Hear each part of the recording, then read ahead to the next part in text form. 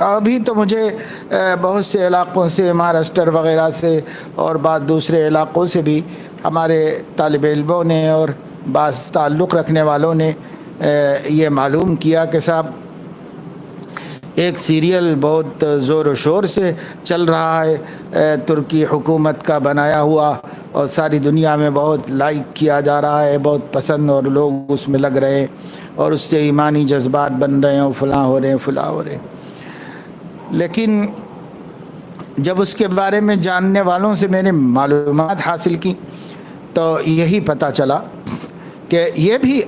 لوگوں کو اللہ تعالیٰ سے غافل کرنے ہی کا ایک ذریعہ ہے۔ کسی کو اگر کسی سین سے، کسی منظر سے کوئی بھلا فائدہ ہو جاتا ہے، یہ کسی بھلے فائدے کی وجہ سے ہر چیز اچھی نہیں ہو جاتی۔ قرآن مجید نے ایک ضابطہ بیان فرما دیا اور اس میں بتایا کہ قمار میں اور سود میں، یعنی جوئے کے کھیلوں میں، آزمائشوں میں، اور اسی طریقے سے سود کے کاروبار میں کچھ فائدہ ہے، اس میں کچھ فائدہ ہے، لیکن اللہ تعالیٰ نے فرمایا کہ یہ فائدہ نقصان سے کم ہے، نقصان زیادہ ہے۔ اسمہما اکبر من نفعہما، ان کا فائدہ، ان کا گناہ ان کے فائدے سے زیادہ ہے۔ تو معلوم یہ ہوا کہ صرف یہ دیکھ لینا کہ کچھ فائدہ ہو گیا، کسی کو فائدہ ہو گیا، یہ کافی نہیں، بلکہ یہ بھی دیکھنا پڑے گا کہ مضرت کا پہلو کتنا ہے اور منفعت کا پہلو کتنا ہے۔ اگر ضرر زیادہ ہے تو اس منفعت کو بھی چھوڑا جائے گا کیونکہ ضرر زیادہ ہے اس کے اندر۔ تو اسمہما اکبر من نفعہما کہہ کر اللہ نے اس کو حرام قرار دے دیا۔ تب ایسا ہوتا ہے کہ لوگ علماء کو تو بالکل پرلے درجے کا جاہل اور ایک نمبر کا بے وقوف سمجھتے ہیں،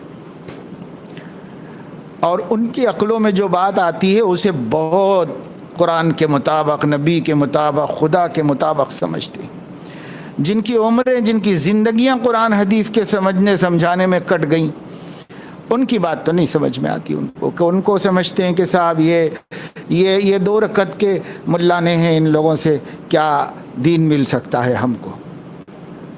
دین ان لوگوں سے ملتا ہے جن کو زندگی میں کبھی قرآن حدیث سمجھنے کی توفیق بھی نہیں ہوئی، عربی زبان سیکھنے کی توفیق نہیں ہوئی، اللہ کی کتاب کے شارحین اور مفسرین کو سمجھنے اور پڑھنے کی توفیق نہیں ہوئی، بس 2 بول بولنے آ گئے، 2 حرف لکھنے آ گئے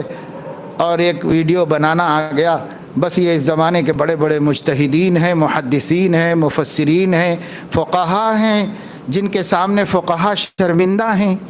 اور جن کے سامنے محدثین گردن جھکائے کھڑے ہوئے ہیں، اور یہ سب کی گردنیں ناپ رہے ہیں، اور یہ وہ دین بتا رہے ہیں جو اللہ نے ارادہ فرمایا تھا جو دین کا، وہ اب یہ لوگ بتا رہے ہیں۔ تو اب ایسے میں دین کا جو کچومر بنے گا وہ تو سمجھا ہی جا سکتا ہے۔ بہرحال اب اس میں کچھ بد نصیب لوگ ہیں جو رمضان کے مبارک مہینے کے مبارک اوقات کو سیریلز میں لگا رہے ہیں، اور بڑے اہتمام سے، بڑے احترام سے۔ یہ دین تھوڑا ہی ہے بھائی، جس میں موسیقی ہو، جن پروگراموں کے اندر عورتیں مردوں کو دیکھ رہے ہوں اور مرد عورتوں کو دیکھ رہے ہوں، جس میں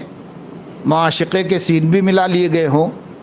کیونکہ ناولیں ایسی بنتی ہیں، سیدھے سادے طریقے پر صرف تاریخ کو نہیں دہرایا جاتا، تاریخ بنانے کے لیے، اس کو دلچسپ بنانے کے لیے، لوگوں کے لیے قابل قبول بنانے کے لیے اس کے اندر کچھ ایسی چیزوں کا سہارا لیا جاتا ہے جو اللہ کے دین اور اللہ کی شریعت کے اندر ناجائز اور حرام ہوتے۔ ان کی مدد لی جاتی اور ان کی مدد لے کر اس میں آپ رمضان جیسے مہینے کو کھپا رہے ہیں، رمضان جیسے مہینے میں لگے ہوئے اس کے اندر۔ تو سنا میں نے کہ بعض مولوی لوگ بھی بڑے ذوق و شوق سے دیکھ رہے ہیں اور لوگوں کو بھی کہہ رہے ہیں کہ دیکھو اس سے ایمان بڑھے گا، اس سے ذوق شہادت پیدا ہوگا اور اس سے یہ پیدا ہوگا، لیکن اس کے ساتھ ساتھ جو معاصی مسلسل چل رہے ہیں اور جو گناہ اس میں ہو رہے ہیں، تو چونکہ ان گناہوں کو گناہ ہی نہیں سمجھتے، تو اس لیے میں ابھی نیوز میں کہیں پڑھ رہا تھا کہ کسی نے یہ کہا ہے کہ جو علماء اس سیریل کو ناجائز کہہ رہے ہیں، ان کے دیکھنے کو منع کر رہے ہیں، ان علماء کو چاہیے کہ وہ خود بھی اس کو دیکھیں اور خود بھی اس کو دیکھ کے اپنے ایمان کو تازہ کریں۔ ابھی ایک جاہل نے علماء کو مشورہ دیا ہے اور نتیجہ یہ ہے کہ امت کا ایک بڑا طبقہ رمضان جیسے مبارک مہینے میں قرآن کو تو لپیٹ کے رکھ دیا ہے اور سیریل کھول کے بیٹھا ہوا ہے، روز بڑے فکر سے انتظار میں، روزانہ اہتمام سے دیکھنا ہے اس کو، اس میں لوگ مبتلا ہو رہے ہیں۔ ارے اللہ کے بندو، اگر ایسی چیزوں میں پڑھنا بھی ہے اور تمہارے نزدیک وہ درست و جائز و مباح حلال بھی ہوگا اور اس میں کوئی گناہ بھی نہیں دکھ رہا ہوگا، آپ کو سب بھلا ہی دکھ رہا ہوگا، کوئی برائی نظر نہیں آ رہی ہوگی، تب بھی رمضان تو اس کام کے واسطے نہیں ہے۔ رمضان تو زیادہ سے زیادہ قرآن مجید کے ساتھ رشتہ رکھنے کے واسطے۔ شہر رمضان الذی انزل فیہ القرآن، اللہ فرما رہے ہیں کہ رمضان کا مہینہ جس میں قرآن اتارا گیا، حالانکہ رمضان میں تراویح بھی ہے، رمضان میں تہجد بھی ہے، رمضان میں روزہ بھی ہے، اور رمضان میں خیرات بھی ہے، اور رمضان میں غم گساری کرنے کا حکم بھی ہے، اور رمضان میں لیلۃ القدر بھی ہے، تو کسی چیز کے حوالے سے اللہ رمضان کا تعارف نہیں کرا رہے، بلکہ اللہ تعارف کرا رہے ہیں شہر رمضان الذی انزل فیہ القرآن، رمضان کا مہینہ وہ مہینہ جس میں قرآن اتارا گیا، یہ نسبت ہے قرآن کریم کی۔ اور آج کا عنوان تلاوت القرآن کا تھا، کل انشاءاللہ اس کا نمبر آئے گا، اس میں آپ کے سامنے بات آئے گی تفصیل سے کہ کیا مقام ہے قرآن مجید کا۔ تو یہ اللہ رب العزت تو اپنا کام برابر کر رہا ہے، لیکن کیا ہم لوگ بھی اپنا کام کر رہے ہیں کہ اس رمضان کی قدر کی جائے، رمضان کے دنوں کی قدر کی جائے، رمضان کی راتوں کی قدر کی جائے؟ تو نہیں کر پا رہی۔ 20 دن گزرے، ہم میں سے ہر ایک کے 20 دن سب کے سامنے، کیا لغو و لایانی میں مبتلا نہیں رہے؟ پورے 20 دن پر ایک نظر ڈال لو، مراقبہ محاسبہ کا بیان ہو چکا ہے، روزانہ ڈال لینا چاہیے تھا، لیکن چلو آج ہم تھوڑی دیر پروگرام ختم ہونے کے بعد 10 منٹ 20 دن پر ایک سرسری نظر ڈال دیجیے۔ کیا اس سے اچھا رمضان نہیں گزر سکتا تھا؟